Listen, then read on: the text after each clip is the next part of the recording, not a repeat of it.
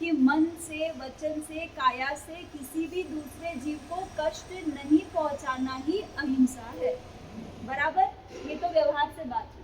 अब हम निश्चय से अहिंसा को समझने का प्रयास करेंगे तो आपको भगवान की पूरी वाणी समझ आएगी। मान लो कि किचन में आप खाना बना रहे हैं और आपके सामने जो है एक कॉकरोच चल रहा है और उस कॉकरोच के पीछे जो है कौन पड़ा हुआ है? छिपकली पड़ी हुई। अब वो छिपकली कॉकरोच को खाना चाहती है। अब आप उस छिपकली को, कॉकरोच को खाने दोगे या नहीं दोगे? क्या करोगे? क्या करोगे आप? छिपकली को भी भगाओगे और कॉकरोच को भी जाने दोगे। क्यों ऐसा करोगे? छिपकली को तो भूख लगी है, अगर आप कॉकरोच खाने नहीं दोगे तो वो तो भूखा ही मरेगा ना, तो ये तो हिंसा ही हुई ना। फिर आपने क्या किया? आपने हिंसा की। क्या हिंसा की? हाँ, फिर भी हम जो है कॉकरोच को ही बचाएंगे, हम छिपकली के पेट की चिंता नहीं करेंगे, क्योंकि सबसे बड़ा कष्ट मृत्यु का कष्ट, भूख के कष्ट से भी बड़ा कष्ट कौन सा है? मृत्यु का है। और ये हमारी आत्मा गवाही देगी ही नहीं कि हमारे आंखों के सामने एक जीव दूसरे जीव को खाए। हमारी शक्ति होगी वहां तक तो हम बचाने का ही पूरा पुरुषार्थ लगा देंगे।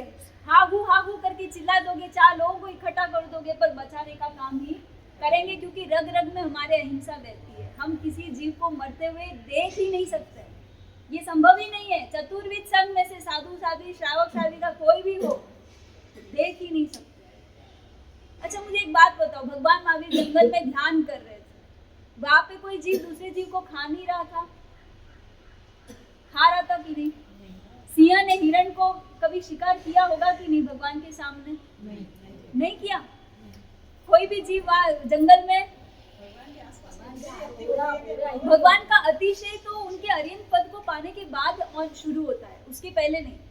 जो हम 34 अतिशय 35 वाणी के गुण बोलते हैं ना, वो तो उनके अर्यंत बनने के बाद। मैं साधना काल की बात कर रही हूँ, जब भगवान साधना में लीन थे, जब वो ध्यान कायोत्सर्ग में मग्न थे, तब जंगल में चारों ओर एक जीव दूसरे जीव को खाने में लगे हुए थे या नहीं? कोई जीव थोड़ी भूखा था भाई, एक जीव दूसरे जीव को खाने के ताक में ही रहता है। जंगल में तो आप जाओ ना तो मृत्यु हमेशा आंखों के सामने ही रहती है, हर पल सतर्क रहना पड़ता है, नहीं तो कब बाज आएगा और यहाँ से पक्षी के अंडे को ले जाएगा, कब सांप आएगा और घोंसले में घुस जाएगा, अरे पता ही नहीं चलेगा कहाँ से कौन शिकार कर रहा है। जंगल में चारों ओर हिंसा होती है, तो भगवान को उस समय में ध्यान करना चाहिए या जीवों को बचाना चाहिए? क्या करना चाहिए? अब आपके सामने मैं निश्चय से अहिंसा क्या है इसकी चर्चा करने वाली, बहुत गहरी चर्चा है, ध्यान से सुनना आप लोग। जैसे आप किचन में थे और आपने कॉकरोच को बचाया, क्यों? क्योंकि हमको लगता है बचाना जीव दया ही सर्वोपरि धर्म है, पर भगवान आत्मा के ध्यान में लीन थे और उनके इर्द गिर्द हिंसा चल रही थी, तो भगवान को ध्यान करना चाहिए कि पहले हिंसा से जीवों को बचाना चाहिए? क्या करना चाहिए? जीवों को बचाना चाहिए, ध्यान नहीं करना चाहिए।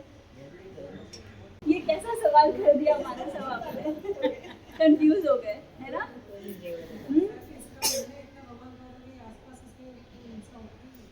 अच्छा, आपको ऐसे लगता है कि भगवान है, छोड़ दो। ऐसे कल्पना करो कि कोई साधु महाराज साहब बात ध्यान कर रहे हैं, भगवान को साइड में रख दो। अगर आपको वो अतिशय की बात बार बार दिमाग में आ रही है तो मानो